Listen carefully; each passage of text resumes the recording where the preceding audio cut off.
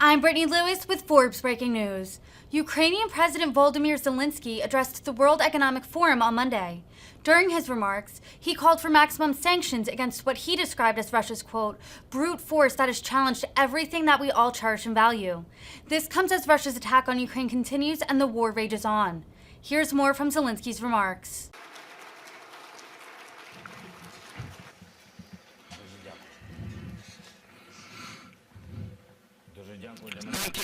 Thank you.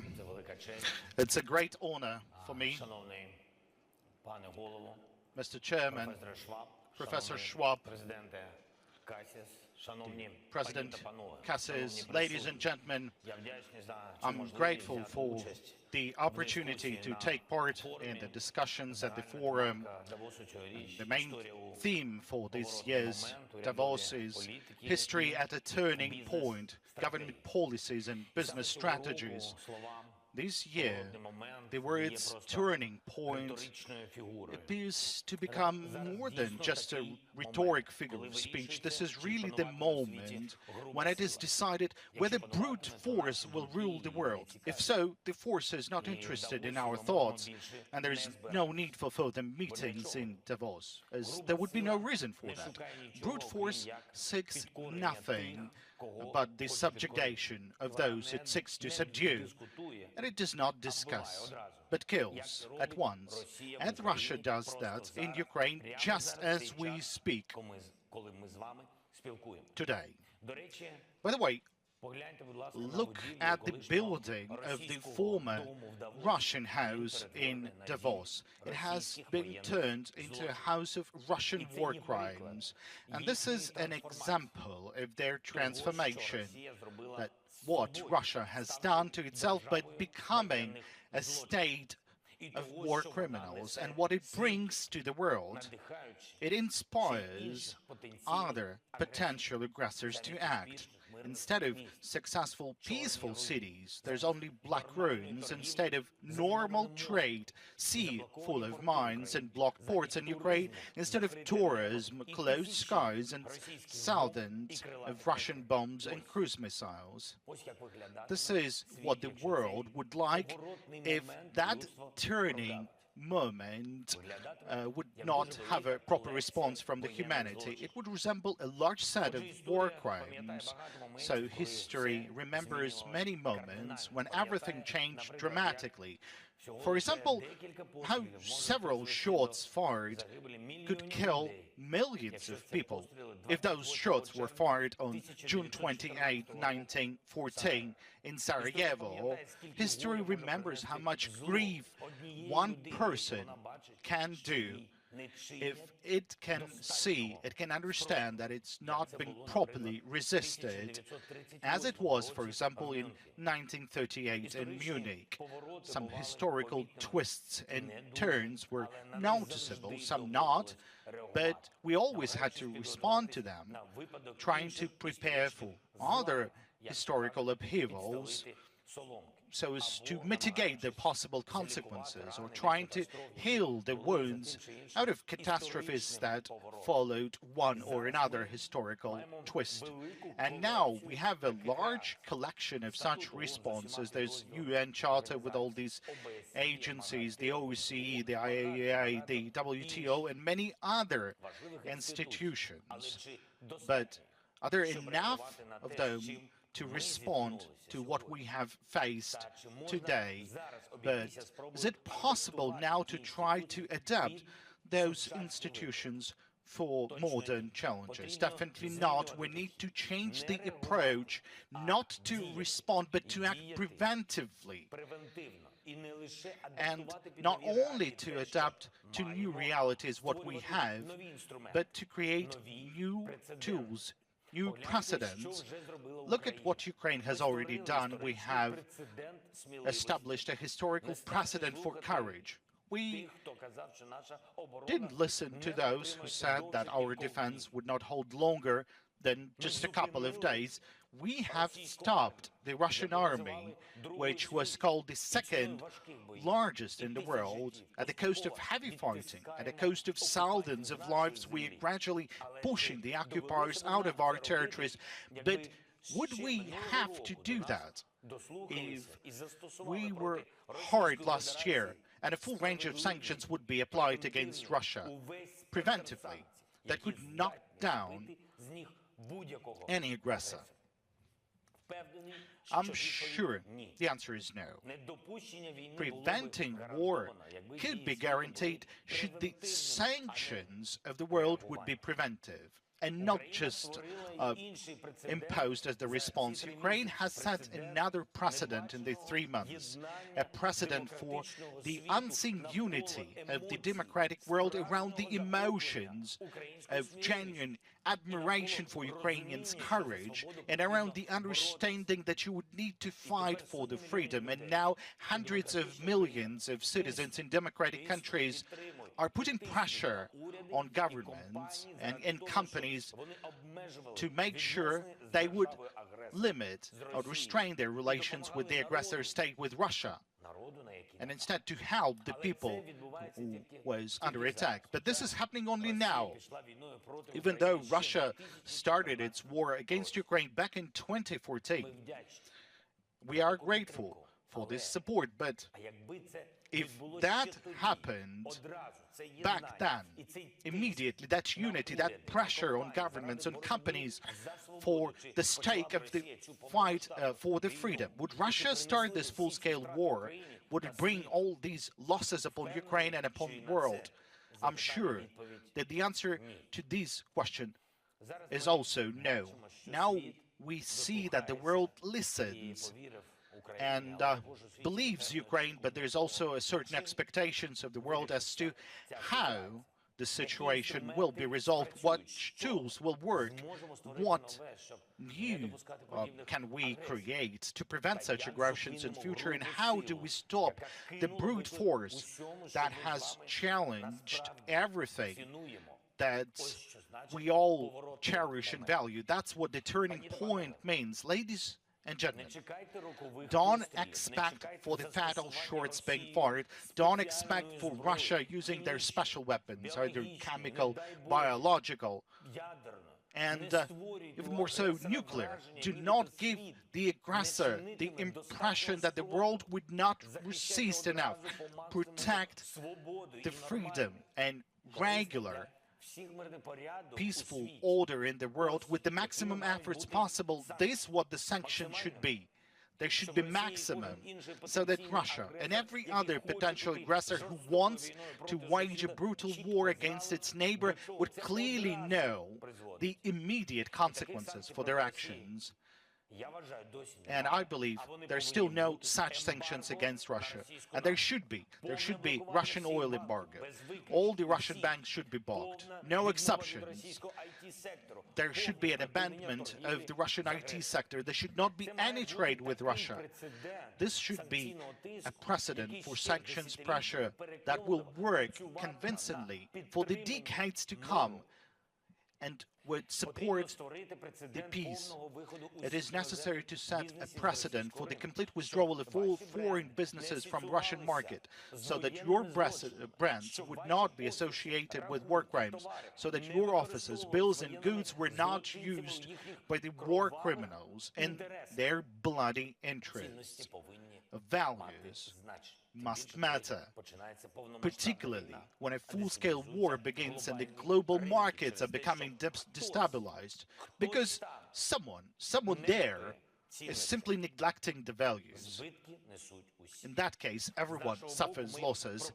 We offer every company that leaves the Russian market to continue operating in Ukraine.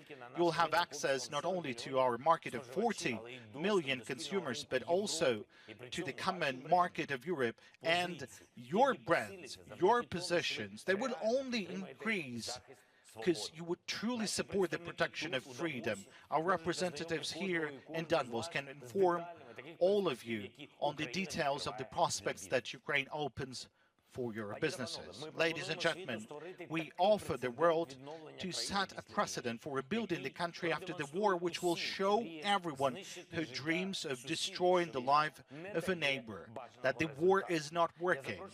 I invite you to take part in this rebuilding. The amount of work is enormous. We have more than $500 billion in losses. Tens of thousands of facilities were destroyed. We need to rebuild entire cities and industries.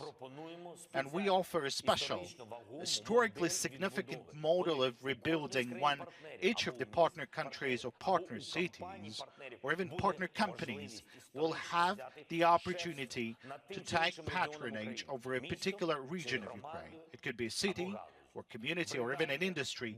Britain, Denmark, the European Union and other leading international entities have already chosen a specific area for patronage in rebuilding. And thanks to this model of relations, the post-war rebuilding could be fast, could be efficient, and could be of high quality. And this would not only allow to attract the best specialists, architects, engineers, builders, developers, managers, and others, but it will also be the largest in Europe since the World War II. It will become the largest opportunity for an economic way forward, and I hope that at the beginning of the international conference in Lugano that was mentioned by the President Kassis, it will be held in July this year, dedicated to the post-war reconstruction of Ukraine.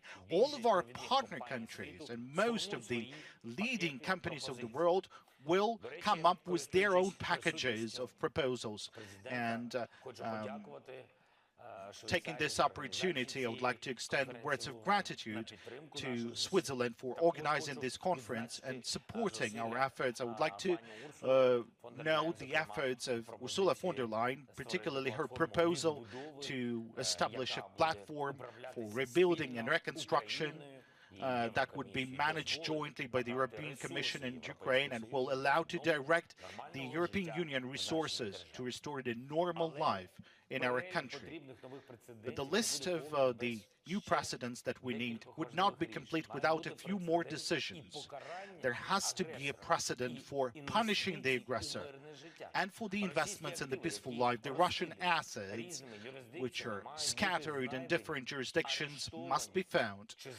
There has to be seized or frozen, and then they should be allocated to a special fund that would be used to help all those affected by the war. Of course, this is not easy, but after that, there will be definitely no motivation of every aggressor to do what Russia has done and what it continues to do. If the aggressor loses everything, then it definitely deprives him of any motivation to start the war. Let's move on. Any response to the mass famine is too late by its definition. The famine should be stopped only preventively, when it's not yet started. But now the world simply has no tool like that, and we propose to establish the Organization for Responsible and Democratic States, exporters of food products who can act with respect for human rights and global trade rules. The motivation for us is very simple. Whatever the turning points they are in history, the humanity should have a tool to protect itself against the hunger, and Ukraine is ready to provide a platform for the activities of this new organization, which is definitely an important one. And one more aspect, this war of Russia against Ukraine convinces everyone that support to the country under attack is the more valuable the sooner it is provided. Weapons, funding, political support, and sanctions against Russia. If we would have received them by 100% of our needs at once, back in February, the result would be tens of thousands of lives saved. This is why Ukraine needs all the weapons that we ask, not just the ones that we've been provided. That is why Ukraine needs funding. That's at least $5 billion per month. And all the funds that we need for rebuilding our country. This is why we have established a fund for rebuilding Ukraine called United 24. And we call upon everyone to join this platform. For each and every donor, we will have a specific proposal how to help and where to allocate those funds, where are those priorities. The targeted nature of our work is the absolute priority. And then, under this brand, United 24, we propose to establish a global structure that can, within 24 hours, can provide sufficient support to any country that has suffered or faced a military attack, a natural disaster, or a pandemic. So we offer a new format for security guarantees based on what we have faced, what we have went through. And there must be something that sets a precedent for a timely assistance to everyone who needs it, to save lives, to save social stability, all the necessary elements for a normal economy. For example, something like a 911 service. There has to be similar service that is called United 24, which would guarantee the security on a global scale. Ladies and gentlemen, a man whose name is still well remembered, George Marshall, said the following back in 1947. He said, "Our policy is not against a country or a doctrine, but against hunger, poverty, despair, and chaos. Its goal is to revive a functioning economy in the world, to allow the emergence of political and social conditions in which free institutions can exist." These words are relevant even today. My proposals are all the same. They are designed to counter the hunger, poverty, despair, and chaos. And of course, the war, which is unleashed by the Russia, and which brings nothing else but hunger, poverty, despair, and chaos to many in the world, not only to us, to Ukraine, because guaranteeing peace and stability and security requires all of us acting quickly and preventively. We should not be afraid to set new precedents, and this is what the world should learn at various turning points to which it paid a high price. This was the price for the fact that the world would only respond but not to act preventively. So now we can do it differently, finally, in the correct way. Thank you for your attention. Glory to Ukraine.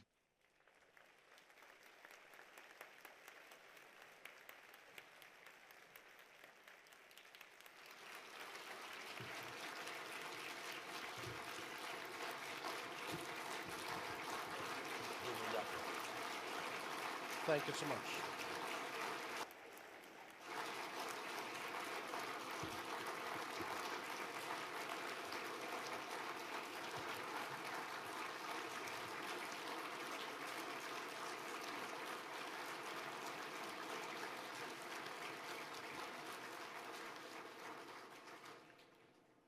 Thank you, President Zelensky. You have shown us the magnitude and the complexity of the issue and what is actually at stake. Mr. President, if I may have still two questions. The first one is the following. What is your dream? How do you see Ukraine in the future? What is your vision for Ukraine in the future?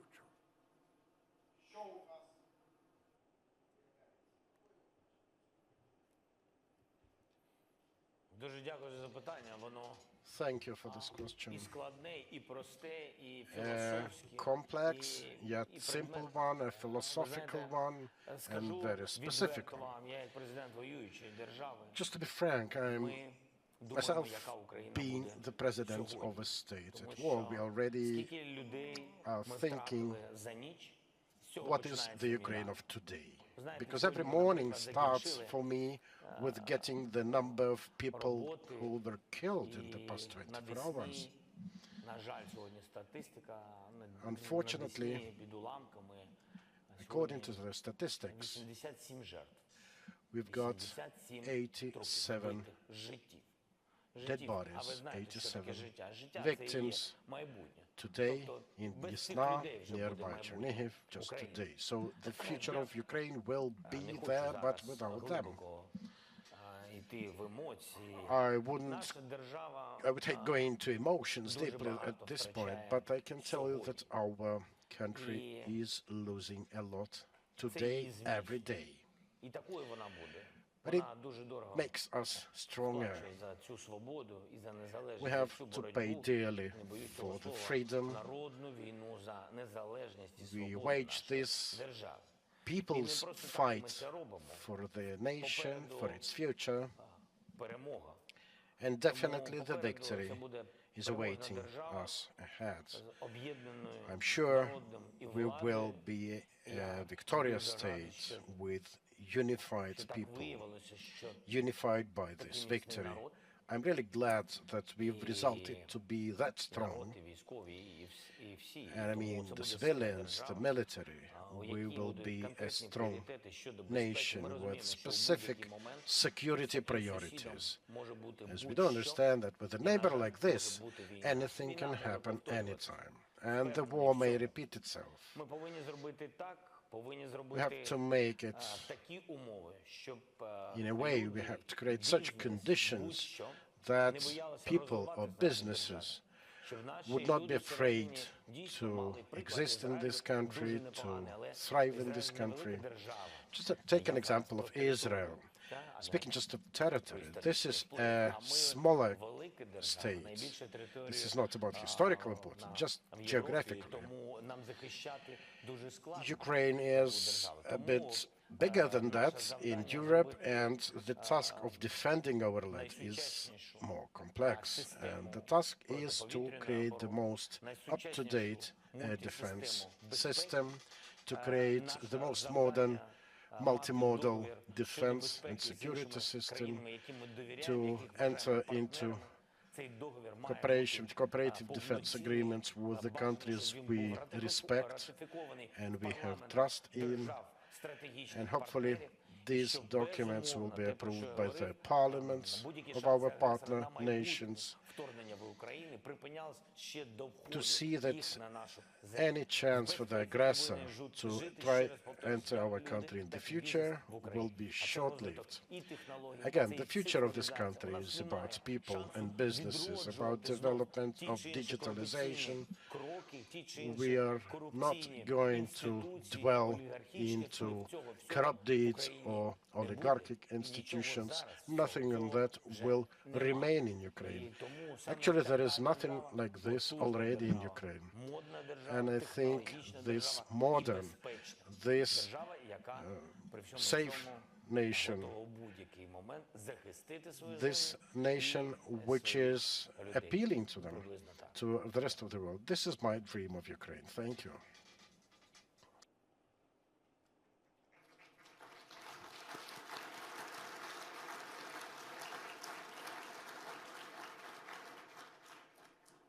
Mr. President, your country is playing a substantial role in feeding the world, if I may say so, and your exports at the moment of food products are interrupted. How can we help to restore Ukraine as a major, to fulfill its function, to be a major contributor in order to avoid a food crisis which would be so dangerous for all of us in the world and so painful. What can we do? And what can you do? What can we do for you?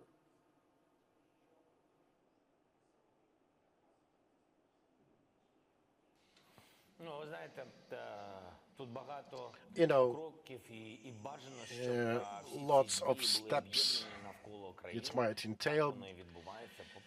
Best if these are in and around the country, which is happening at the moment to the larger extent.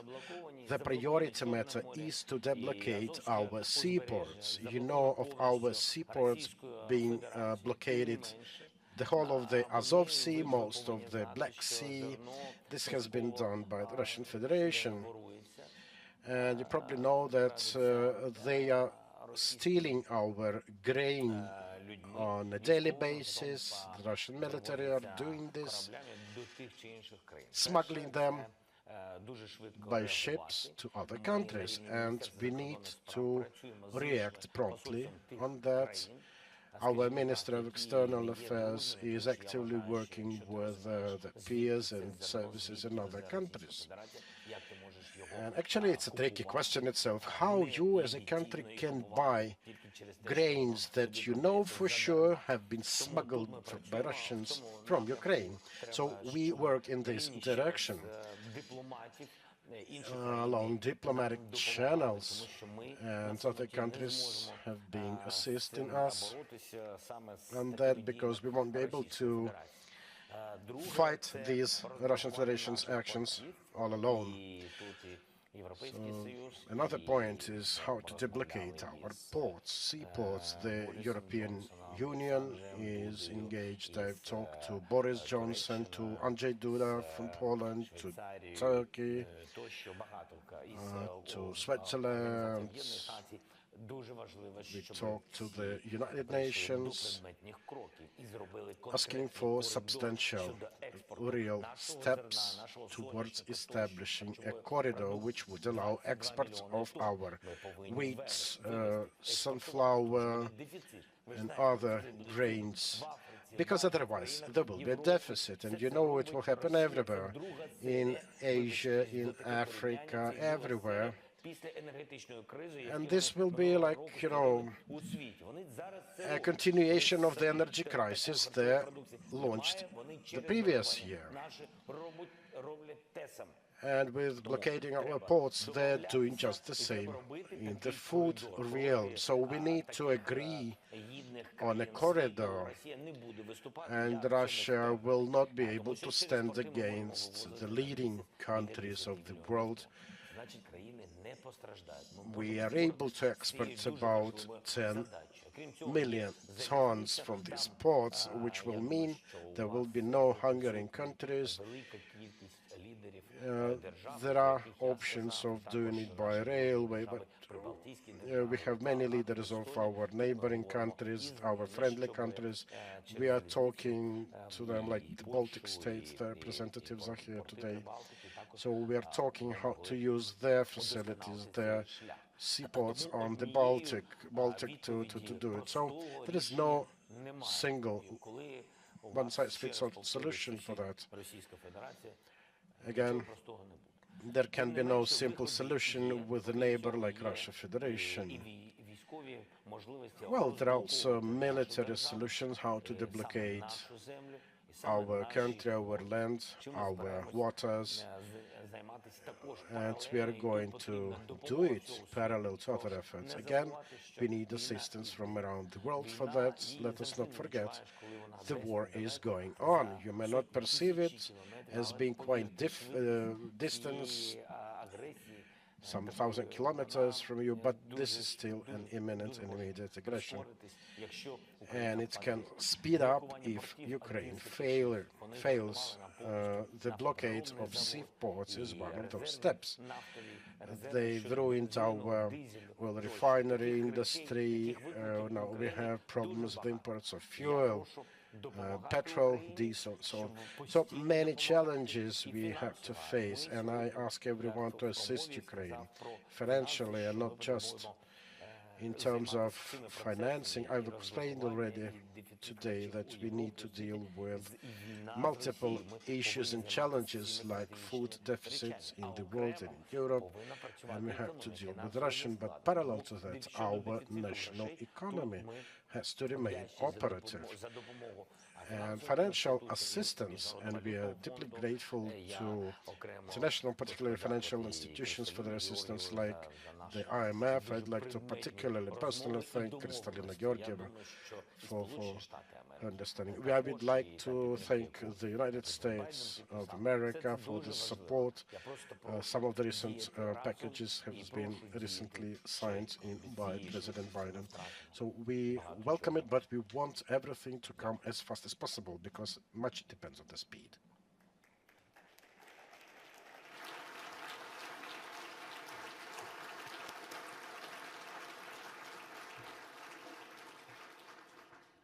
Mr. President, you have shown the situation in your country and how much our future depends on bringing a solution to the terrible fight you are engaged in against your will.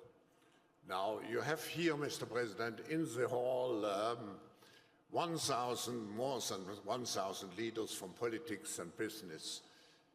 If you had a personal wish to each of those leaders, and if you would address individually each of those leaders, what would be your message to conclude our session today? What would be your message to each of the leaders here? Your personal message.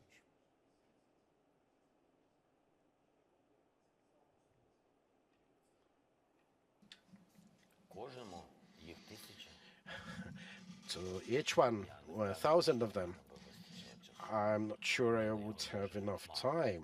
I'm really short on time.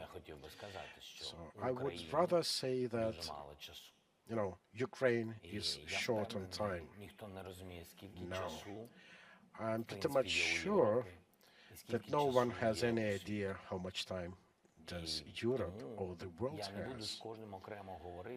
And because of that, I wouldn't speak personally to anyone specific, particular, because I think the world has to be united by this threat, by this war unleashed by the Russian Federation. The world is united already now, and I am thankful to the world for this. I would only wish you not to lose this feel of unity. This creates this punch that the management of the Russian Federation fears the most. And, well, I do understand and know that each of you esteemed world leaders have your own range of priorities and issues, and each of you has a country to look after and think about. But I'm also thinking that we risk losing those values, the ones that we are fighting not to lose in Ukraine. I would wish that every one of you wakes up in the morning with this feeling in the head, like, what have I done for Ukraine today? Thank you.